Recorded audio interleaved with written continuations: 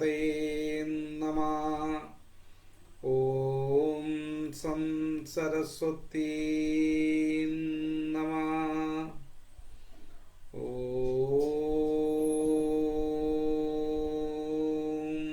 നമഃ ശിവായ. ശിവായേ നമോ. ഓം നമോ ഭഗവതേ വാസുദേവായ. ഓം ഹ്രീം നമഃ. ഓം രം രക്തേശ്വരിയേ നമഃ. ഓം നമോ നാരായണായ രക്ഷസ്വമൂർത്തയേ നമഃ. പുത്തൻകാവിലമ്മേ ശരണം. പെരുമ്പാലൂരമ്മേ ശരണം. ശ്രീധർമ്മശാസ്താവേ ശരണം. ഹനുമൻ സ്വാമിയേ ശരണം. ശ്രീ അന്നപൂർണേശ്വരിയേ ശരണം. സർവദാഭ്യോം ദേവതാഭ്യോം നമഃ.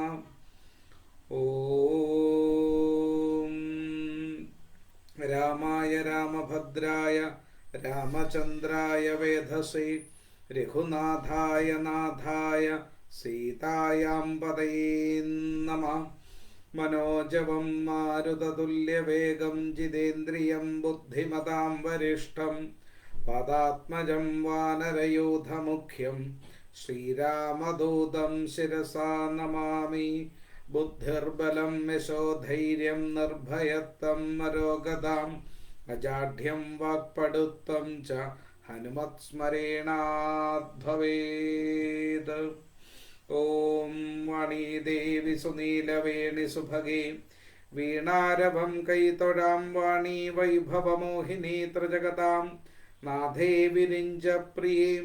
വാണീ ദോഷമശേഷമാശുകളവാനെന്നാവിന്മേലെപ്പോഴും വാണിയിടേണം. അതിനു നിന്നടിയിൽ ഞാൻ വീഴുന്നു മൂകാംബികേ. ത്രിമൂർത്തിം ശക്തി സംയുക്തം ശ്രീവിദ്യാമന്ത്രമാതൃകാം ശ്രീചക്രമധ്യേ നിലയാം ശ്രീമൂകാംബികാം സദാ. ശ്രീമൂകാംബികാം സദാ. ശ്രീമൂകാംബികാം സദാ. സുഹൃത്തുക്കളായിരിക്കുന്ന എല്ലാ സജ്ജനങ്ങൾക്കും അനുഗ്രഹീതമായിരിക്കുന്ന ഈ കർക്കിടക മാസം എന്ന രാമായണ മാസാചരണത്തിലേക്ക് വിനീതമായ സ്വാഗതം. രാഘവീയം എന്ന പേരിൽ വാൽമീകി രാമായണത്തിലെ അത്യാവശ്യമുള്ള വിഷയത്തെ ചർച്ച ചെയ്യപ്പെടുന്നതിനായിട്ട് ഒരുപാട് കാലങ്ങൾക്ക് ശേഷമാണ് വീണ്ടും ഒരു യജ്ഞ സങ്കല്പത്തിലേക്ക് എത്തുന്നത്. സമയത്തിൻ്റെ ചില കുറവുകളും ഒരുപാട് പരിമിതികളുമാണ് അതിൻ്റെ ഭാഗം. എന്തായിരുന്നാലും ഇതുപോലെ ഒരു ഭാഗമായിട്ട് വീണ്ടും ഒരിക്കൽ കൂടി എൻ്റെ ഈ കുടുംബത്തിനോടൊപ്പം ചേരുവാൻ ഒരു ഭാഗ്യം കിട്ടിയതിൽ വളരെയധികം സന്തോഷമുണ്ട്, ഒപ്പം അഭിമാനമുണ്ട്. വീണ്ടും നമുക്കിതുപോലെ ഒരു വാൽമീകി രാമായണത്തിലെ അതിശ്രേഷ്ഠമായിരിക്കുന്ന വിശേഷമായിരിക്കുന്ന വിഷയങ്ങളെ എന്നാലാവും വിധം മനസ്സിലാക്കുവാൻ ഞാൻ പഠിച്ച് നിങ്ങൾക്ക് പറഞ്ഞു തരുവാനായിട്ടുള്ള പരിശ്രമമാണ്. അപ്പോൾ അതിൻ്റെ പോരായ്മകളും കുറവുകളും ഒക്കെ സ്വാഭാവികമായിട്ടും ഉണ്ടാകും. അറിവ് എന്ന് പറയുന്നത് പറയും തോറും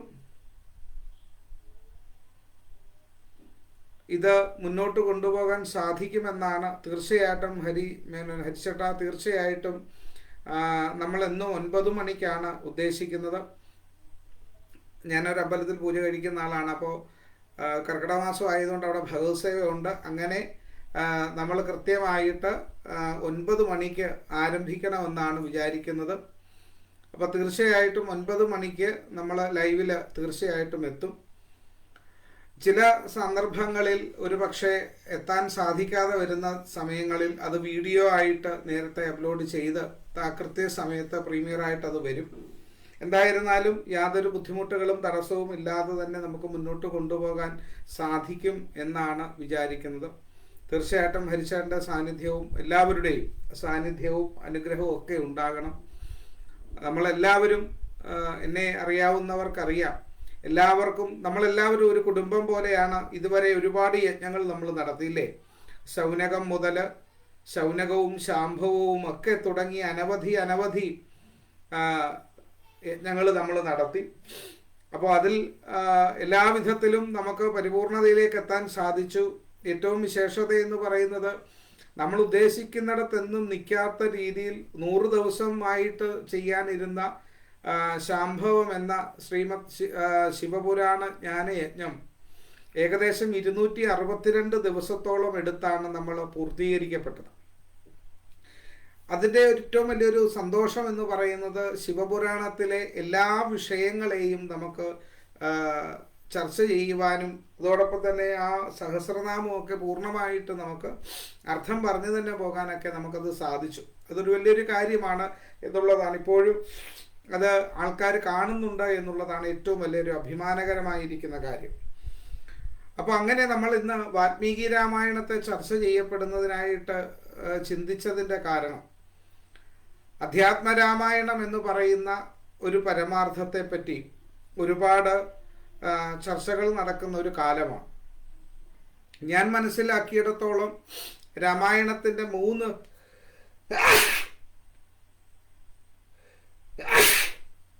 3 തലങ്ങൾ. എല്ലായിടവും ഇപ്പോൾ പനിയാണെന്ന് തോന്നുന്നില്ലേ? പനിയുടെ വിഷയമാണ്.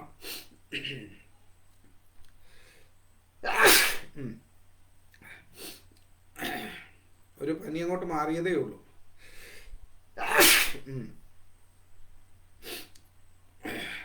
അപ്പോ രാമായണത്തിന്റെ 3 തലങ്ങൾ, അതായത് അതിപ്രധാനമായിരിക്കുന്ന 3 രാമായണ വിഷയങ്ങളെ നമ്മൾ കാണേണ്ടതുണ്ട്. ഒന്ന്, അതിൽ അതിപ്രധാനമാണ് വാൽമീകി രാമായണം എന്ന് പറയുന്നത്.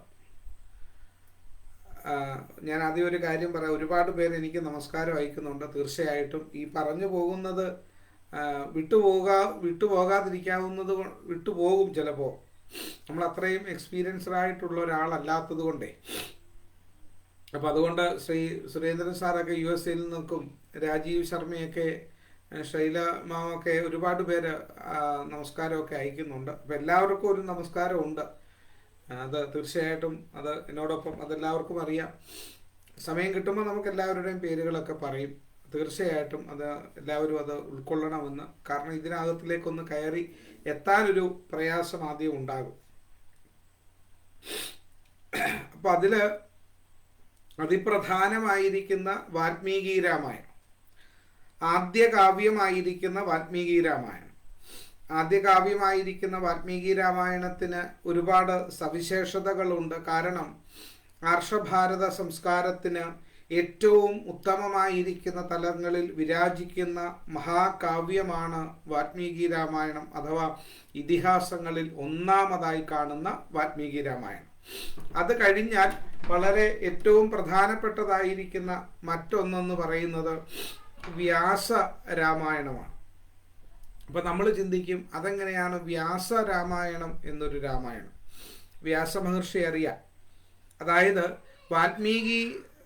വാൽമീകിയാൽ വിരചിതമായിരിക്കുന്ന 24,000-ഓളം ശ്ലോകങ്ങളും 500-ഓളം സർഗങ്ങളും അതിൽ 6 കാണ്ഡങ്ങളും ഒപ്പം ഒരു ഉത്തരകാണ്ഡവും കൂടി ചേർന്ന് 7 കാണ്ഡങ്ങളിലായി തന്ന വാൽമീകി രാമായണം മനസ്സിലാക്കി അറിഞ്ഞു കഴിഞ്ഞപ്പോൾ വേദവ്യാസ മഹർഷി തൻ്റെ മഹാഭാരതത്തിൽ ഏകദേശം 4,000-ഓളം ശ്ലോകങ്ങളിലായി രാമായണത്തെ കാച്ചി കുറുക്കിയെടുത്തിട്ടുണ്ട്. ഈ കാച്ചി കുറുക്കിയെടുത്ത അതാണ് അധ്യാത്മരാമായണം എന്ന് പറയുന്നത്.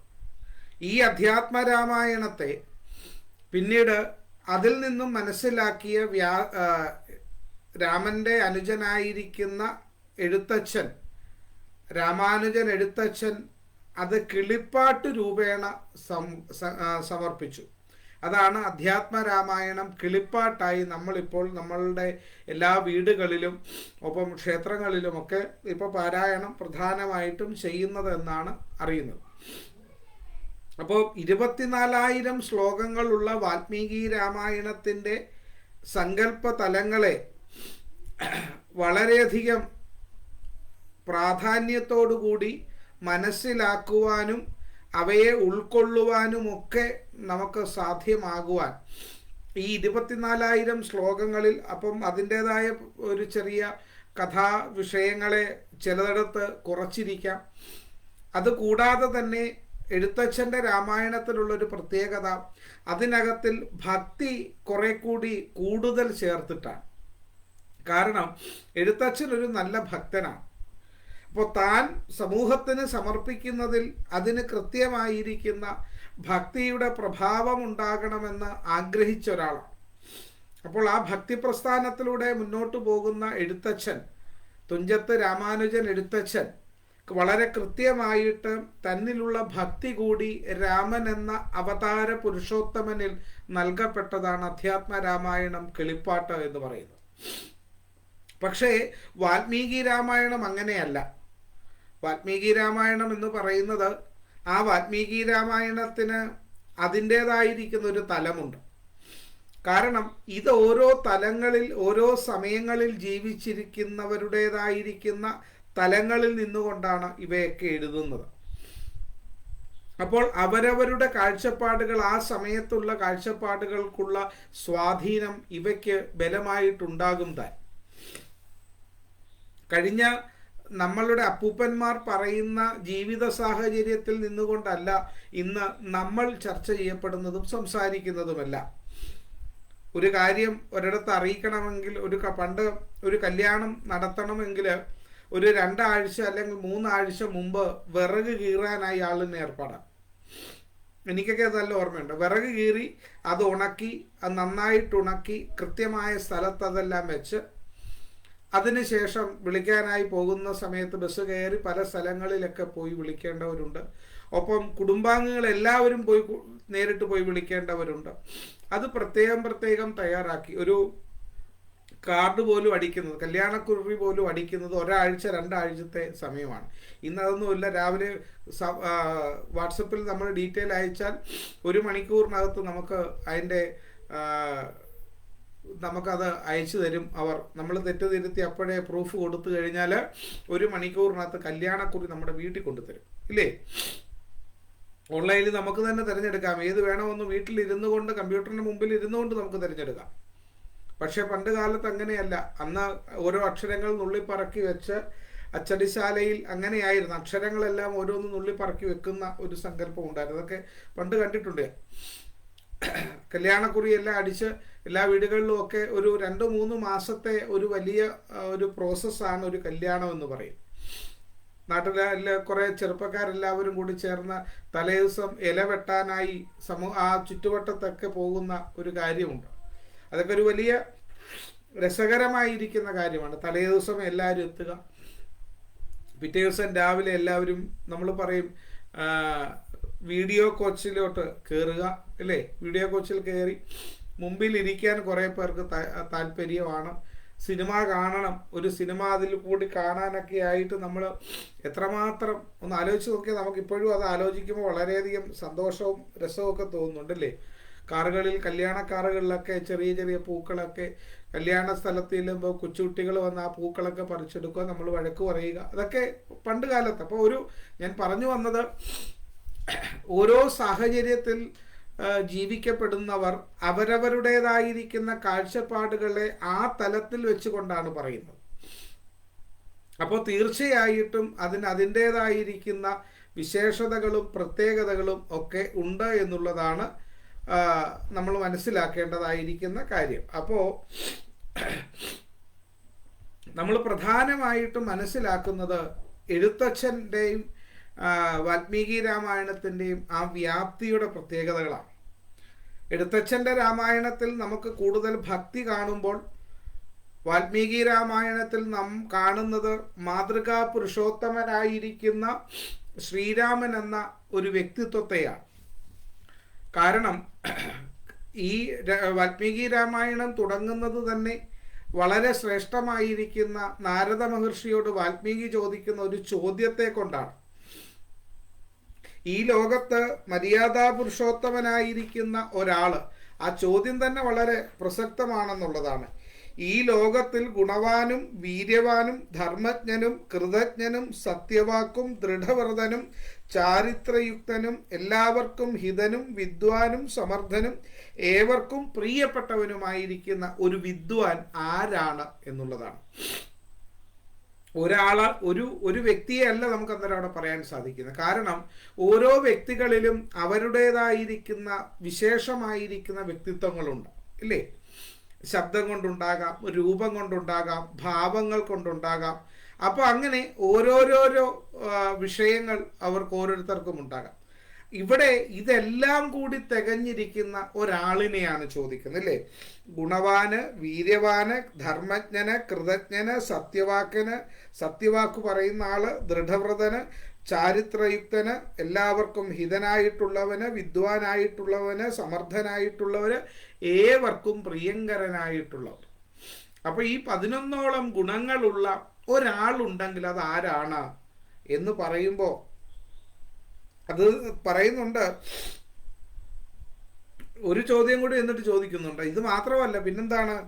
ആത്മവാനും ക്രോധത്തെ ജയിച്ചവനും ദ്യുതിമാനും അനസൂയകനും യുദ്ധത്തിൽ കോപം പൂണ്ടു നിൽക്കുന്ന ദേവന്മാർക്കു കൂടി പേടി ഉണ്ടാകുന്നവനുമായിരിക്കുന്ന ഒരു മഹാത്മാവുണ്ടെങ്കിൽ ആ മഹാൻ ആരാണ് എന്നാണ് ചോദിക്കുന്നത്. അപ്പോൾ ഈ വലിയൊരു ചോദ്യം നാരദനോട് വാൽമീകി മഹർഷി ചോദിക്കുന്ന സമയത്ത് ഇത് കേട്ടിട്ട് പറയുന്ന ഒരു വലിയ ഒരു മറുപടിയുണ്ട് ശ്രീ നാരദ മഹർഷിയുടെ. ഇക്ഷാകു വംശ പ്രഭവോ രാമോ നാമ ജനൈശ്രുത നിയതാത്മാ മഹാവീര്യോ ദ്യുതിമാൻ ധൃതിമാൻ വശി. ഇക്ഷാകു വംശപ്രഭവനായിരിക്കുന്ന രാമൻ എന്ന നാമത്തോടു കൂടിയ ആളാണ് ഉണ്ട്. ആ രാമൻ എന്ന നാമത്തോടു കൂടിയ ഇക്ഷാകു വംശജ്ഞനായിരിക്കുന്ന ആള് സ്വയം നിയന്ത്രിക്കാൻ കഴിയുന്നവനും മഹാവീര്യനും ദ്യുതിമാനും ധൃതിമാനും വശിയും, അതായത് ഇന്ദ്രിയ നിഗ്രഹവും ഒക്കെ നടത്തുവാൻ സാധിക്കുന്ന ആളുമായിട്ടാണ് അദ്ദേഹത്തിൻ്റെ. പിന്നെന്താണ്? അദ്ദേഹത്തിന് ഈ പറഞ്ഞ ഗുണങ്ങൾ മാത്രമല്ല ഉള്ളത്, പിന്നെന്തൊക്കെയാണ്? ബുദ്ധിമാനാണ്, നീതിമാനാണ്, വാഗ്മിയാണ്, ശ്രീമാനാണ്.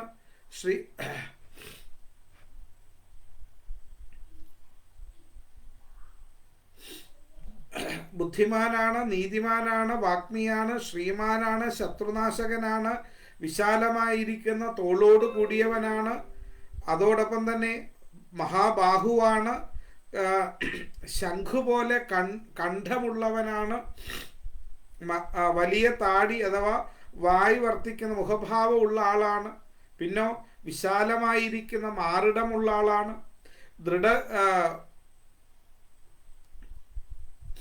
ശത്രുദമനനാണ്, അജാനുബാഹുവും സുശിരസും സുലലാടനും സുവിക്രമനും, അതായത് ഭംഗിയോടുകൂടി നടക്കുന്ന ആളുമൊക്കെയാണ്. അങ്ങനെ ശരിയായ ഉയരമുണ്ട് അദ്ദേഹത്തിന്, അനുപാതത്തിനൊത്ത അംഗങ്ങളോട് കൂടിയവനാണ്, അഴകാർന്ന നിറമുള്ള ആളാണ്, നല്ല പ്രതാപവാനാണ്. അങ്ങനെ തുടങ്ങിയ ഒരുപാട് സവിശേഷതകളും ഉള്ള ആരാണ്?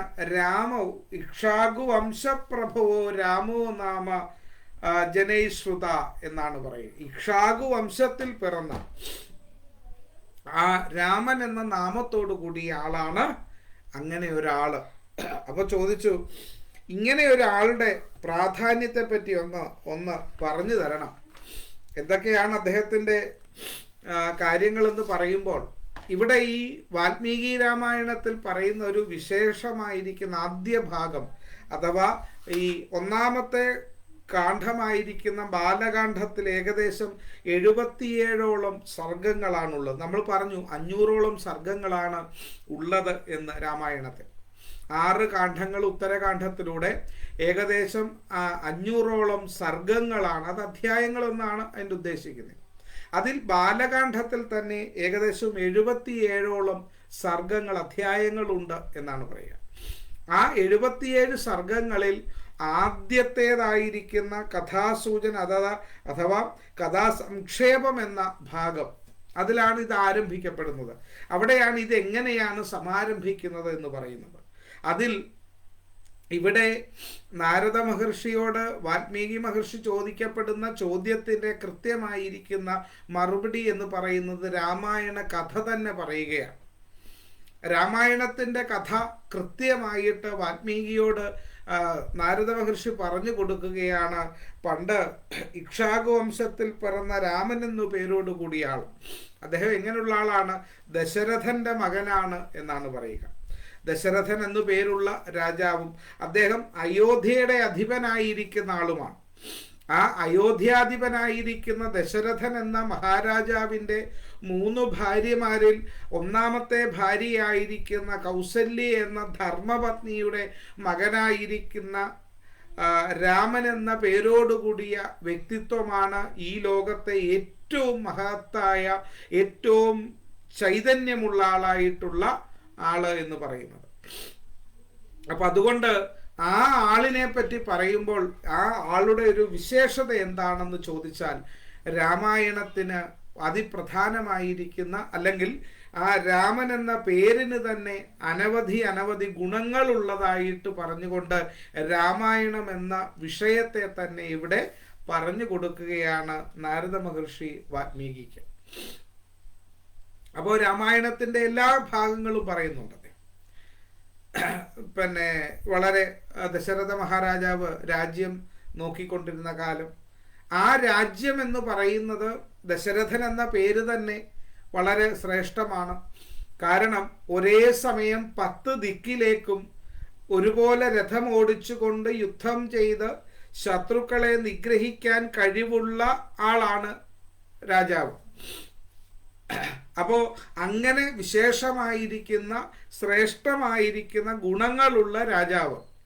അദ്ദേഹത്തെ ലോകം അറിയപ്പെടുന്നത് തന്നെ ദശരഥൻ എന്നാണ്.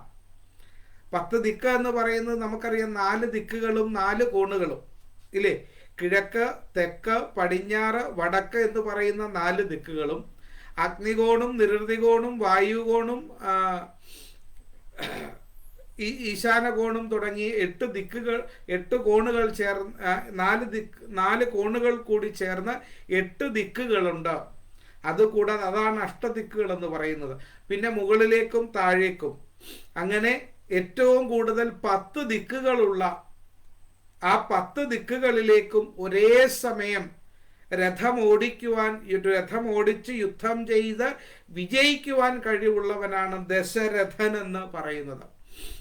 ആ ദശരഥന്റെ ധർമ്മപത്നിമാരിൽ ഏറ്റവും ശ്രേഷ്ഠയായിരിക്കുന്ന കൗസല്യയുടെ മകനായിരിക്കുന്ന രാമനും, ഒപ്പം കൈകേയിയുടെ മകനായിരിക്കുന്ന ഭരതനും, സുമിത്രയുടെ മക്കളായിരിക്കുന്ന ലക്ഷ്മണ ശത്രുഘ്നന്മാരും തുടങ്ങിയ ഒരു രാജകീയമായിരിക്കുന്ന കുടുംബ പശ്ചാത്തല കഥാഭാഗത്തെ നാരദ മഹർഷി കൃത്യമായിട്ട് പറഞ്ഞു കൊടുക്കുന്നുണ്ട് വാൽമീകിക്ക്. അതെല്ലാം കേട്ട് കഴിഞ്ഞപ്പോൾ വാൽമീകിക്ക് തന്നെ ഒരു വളരെയധികം സന്തോഷം തോന്നി. എത്ര വിശേഷമായിരിക്കുന്ന, എത്ര ആനന്ദകരമായിരിക്കുന്ന ഒരു കാര്യമാണ്. അപ്പോൾ ഇത് താൻ എന്താണ് ഇനി ചെയ്യേണ്ടത്? നമ്മളെ സംബന്ധിച്ചിടത്തോളം നമുക്കൊക്കെ അതൊരു പാഠമാണ് ജീവിതത്തിൽ. കാരണം നമ്മളൊരു കാര്യം അറിയുന്നു, അല്ലെങ്കിൽ ഒരു പുതിയ അറിവ് നമുക്ക് കിട്ടുന്നുണ്ടായെങ്കിൽ അത് നമുക്ക് എന്ത് ചെയ്യാൻ, അതുകൊണ്ട് എന്തൊക്കെ ഗുണങ്ങൾ ഉണ്ടാക്കാൻ സാധിക്കുമെന്ന് ഒരിക്കലും നമ്മൾ ചിന്തിക്കാറില്ല.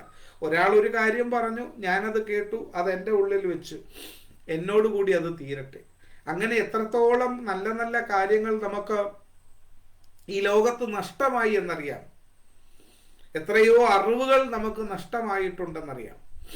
അപ്പോൾ അങ്ങനെ ഇരിക്കുന്ന സമയത്ത് എന്ത് ചെയ്തു? വാൽമീകി മഹർഷി തൻ്റെ ആശ്രമത്തിൽ വന്നു. വാൽമീകി മഹർഷി തൻ്റെ ആശ്രമത്തിൽ വന്നിട്ട് എന്ത് ചെയ്തു?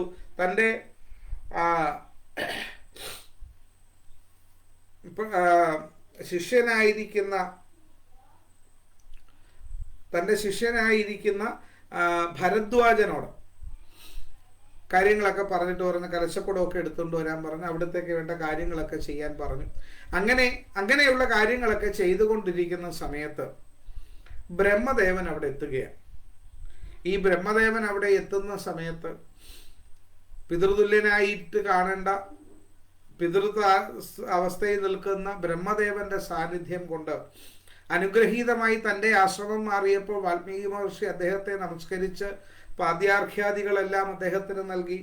അദ്ദേഹത്തെ വേണ്ടും വിധം ആചരിച്ച് അദ്ദേഹത്തെ വേണ്ടും വിധം ശ്രദ്ധയോടുകൂടി ചിന്തിപ്പിച്ചുകൊണ്ട് വളരെയധികം പ്രാർത്ഥനയോടുകൂടി ഇരിക്കുമ്പോഴും അദ്ദേഹത്തിൻ്റെ മനസ്സിൽ ഒരു പ്രയാസമുണ്ടായിരുന്നു. ഈ വാൽമീകിയുടെ മനസ്സിൽ ഒരു പ്രയാസമുണ്ടായിരുന്നു. കാരണം അദ്ദേഹം കുറച്ച് ദിവസം മുമ്പ് ഒരിടത്ത് ഇങ്ങനെ സ്വസ്ഥമായി ഇരിക്കുന്ന സമയത്ത് ഒരു ഇണ ചേർന്നുകൊണ്ടിരിക്കുന്ന 2 പക്ഷികൾ, ഈ പക്ഷികൾ അവരുടെ സന്തോഷകരമായിരിക്കുന്ന അവസ്ഥയിൽ നിൽക്കുന്ന സമയത്ത് അതുവഴി പോയ ഒരു കാട്ടാളൻ അതിനെ അമ്പെയ്തു എന്നുള്ളതാണ്. അത് കണ്ടുകൊണ്ട് മാനുഷാദ അരുത് കാട്ടാള എന്ന് പറയേണ്ടി വന്ന വാൽമീകിയുടെ മനോവ്യഥ, ഒരു തെറ്റ് ചെയ്യുന്നത് കാണുമ്പോൾ അത് ചെയ്യരുത് എന്ന് പറയേണ്ടി വരുന്നതിൻ്റെ ഒരവസ്ഥ, അത് ഉൾക്കൊള്ളുവാൻ നമുക്ക് പ്രയാസമാകുമ്പോൾ മാനസികമായ ബുദ്ധിമുട്ടുണ്ടാകുന്ന അവസ്ഥ, ഈ അവസ്ഥ വളരെയധികം പ്രത്യേകമായിട്ട് വിശേഷമായിട്ട് ബുദ്ധിമുട്ടുണ്ടാക്കിക്കൊണ്ടിരിക്കുമ്പോൾ എന്ത് ചെയ്തു? ഇവിടെ ബ്രഹ്മദേവൻ വന്നപ്പോൾ പോലും അതിൽ കൂടുതൽ ശ്രദ്ധ കൊടുക്കുവാൻ അദ്ദേഹത്തിന് സാധിച്ചില്ല. അപ്പോൾ എന്ത് ചെയ്തു? അദ്ദേഹം തന്നെ എന്ത് ചെയ്യണം, ഒരു മാനസികമായിരിക്കുന്ന പ്രയാസം വാൽമീകിക്കുണ്ട് എന്ന് മനസ്സിലാക്കിയ ബ്രഹ്മദേവൻ പറഞ്ഞു, നിന്റെ പ്രയാസങ്ങളെല്ലാം മാറ്റിയെടുക്കുവാൻ ഞാൻ ഒരു മാർഗം പറയാം. എന്ത് വേണം? നീ ഈ രാമനാമ കഥാഭാഗങ്ങളെ നീ എഴുതണം. വളരെ കൃത്യമായി നീ അത് എഴുതണം. അതെഴുതി ഈ ലോകത്തിനത് കൃത്യമായി കൊടുക്കണം. കാരണം രാമൻ എന്ന് പറയുന്ന സത്യത്തിൻ്റെ, ധർമ്മത്തിൻ്റെ, നീതിയുടെ, ബലത്തിൻ്റെ ഗുണത്തെ ലോകത്തിൻ്റെ മുമ്പിലേക്ക് പ്രചരിപ്പിക്കപ്പെടുക എന്ന് പറയുന്നത് ഒരു പുഷ്പം അതിൻ്റെ സുഗന്ധത്തെ അന്തരീക്ഷത്തിലേക്ക് അയക്കുമ്പോൾ ആ പുഷ്പത്തിന് ചുറ്റും ഒരു നല്ല സുഗന്ധഭൂതമായിരിക്കുന്ന ഒരു സാഹചര്യത്തെ, ഒരവസ്ഥയെ ഉണ്ടാക്കപ്പെടുന്നു എന്നുള്ളതാണ്. അതാണ് ആ പുഷ്പത്തിൻ്റെ ഏറ്റവും വലിയൊരു ഗുണം എന്ന് പറയുന്നത്. നമുക്കൊരു സാധനം കിട്ടിക്കഴിയുമ്പോൾ അത് നമ്മളോടൊപ്പമുള്ള എത്രത്തോളം ആൾക്കാർക്ക് കൊടുക്കാമോ അത്രത്തോളം ആൾക്കാർക്ക് കൊടുക്കാൻ സാധിക്കുമ്പോൾ അവരെല്ലാവരും ഒരുപോലെ ഒരുമിച്ച് ചേർന്നിരിക്കേണ്ടി വരുന്ന ഒരവസ്ഥ, എല്ലാവരും ഒന്നു തന്നെയാണ് എന്ന് തോന്നിക്കുന്ന ഒരവസ്ഥയാണ്. അത് ഒരു വലിയ സത്യമാണ്, ഒരു സങ്കല്പമാണ്, അതൊരു വലിയ ഗുണവുമാണ് നമ്മൾ ഓരോരുത്തരുടെയും. നമ്മുടെ വീട്ടിൽ എന്തെങ്കിലും ഒരു സാധനം ഉണ്ടാക്കുമ്പോൾ പണ്ട് കാലത്തെ കാര്യമാണ്, തൊട്ടടുത്തുള്ള വീടുകളിൽ, അയൽവക്കത്തെ വീടുകളിലെല്ലാം നമ്മൾ പ്രത്യേകം പൊതികളാക്കി കൊണ്ടു കൊടുക്കും. ആ കൊണ്ടു കൊടുക്കുന്നതിലെ വലിപ്പമല്ല ചിന്തിക്കുന്നത്, അവിടെ ഒരു പുതിയൊരു കൂട്ടാൻ കൂടി വെച്ചാൽ, ഇപ്പുറത്തെ വീട്ടിൽ വെച്ചാൽ അപ്പുറത്തെ വീട്ടിലേക്ക് കൊണ്ടു കൊടുക്കുന്ന മാനസികമായിരിക്കുന്ന അടുപ്പത്തിൻ്റെ, ബന്ധത്തിൻ്റെ വിലയെയാണ് നമ്മളവിടെ കാണുന്നത്. അപ്പുറത്തെ വീട്ടിലൊരു പ്രയാസം ഉണ്ടാകുമ്പോൾ ഇപ്പുറത്തെ വീട്ടിലുള്ളവരും ആ പ്രയാസത്തിൻ്റെ ഭാഗമായിരുന്ന ഒരു കാലമുണ്ടായിരുന്നു നമുക്ക്. അതെല്ലാം മാറിപ്പോയി എന്നുള്ളത് മറ്റൊരു കഥ.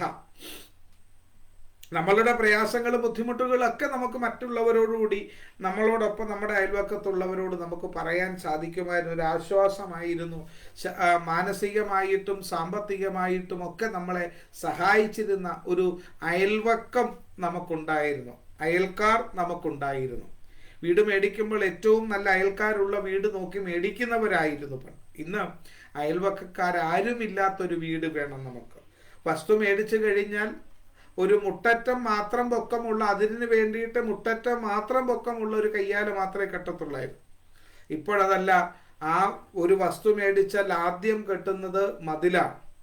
മതിലിന് എത്രത്തോളം ഉയരമുണ്ടാക്കാമോ അത്രത്തോളം ഉയരമുണ്ടാക്കി ആ മതിലിൻ്റെ മുകളിൽ ആരും ഇങ്ങോട്ട് വരാതിരിക്കാൻ, ഒരു മൃഗം പോലും വരാതിരിക്കാൻ അതിൻ്റെ മുകളിൽ സിമെന്റ് വെച്ച് കുപ്പിച്ചില്ലുകളും ആണികളും വെച്ചിരിക്കുന്ന ഒരു മനോഭാവമുള്ള ക്രൂരന്മാരായിരിക്കുന്ന മനുഷ്യന്മാരായി നമ്മൾ മാറിയിട്ടുണ്ട്.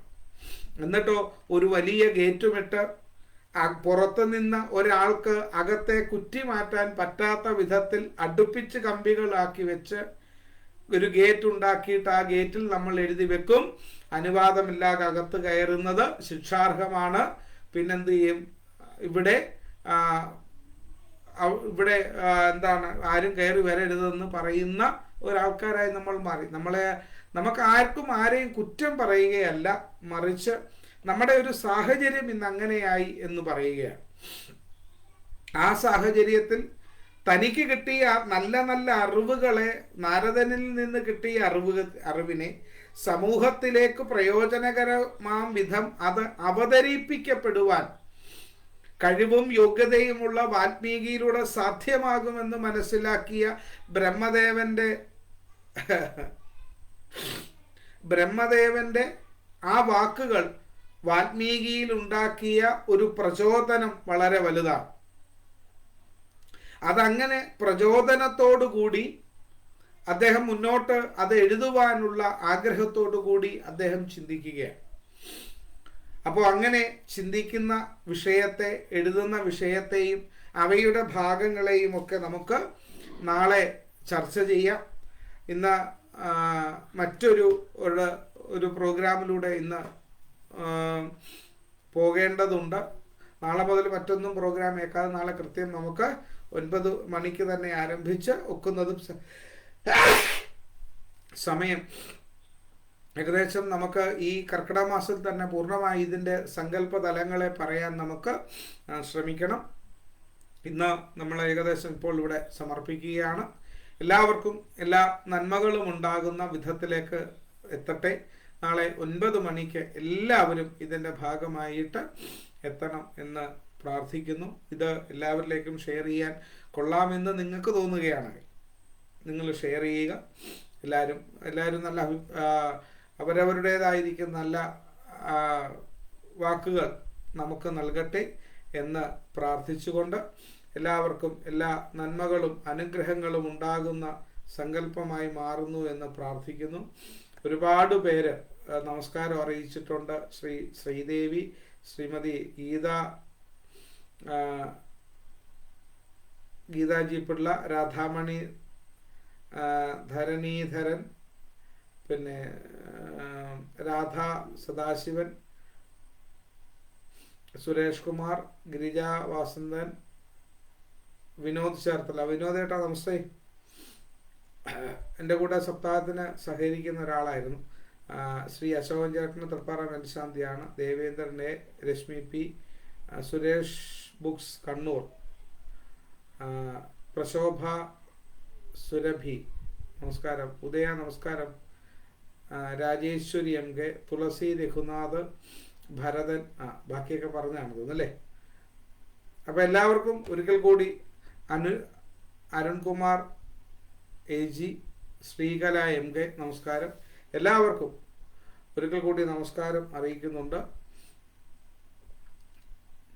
ആരെങ്കിലും വിട്ടുപോയിട്ടുണ്ടെങ്കിൽ എൻ്റെ കാഴ്ചയുടെ കുഴപ്പമാണെന്ന് ചിന്തിച്ചുകൊണ്ട് എല്ലാവർക്കും ഒരു നല്ല ശുഭരാത്രി ഒരിക്കൽ കൂടി നേരുന്നു. നമുക്ക് നാളെ 9 മണിക്ക് വീണ്ടും കാണാം. നമസ്കാരം.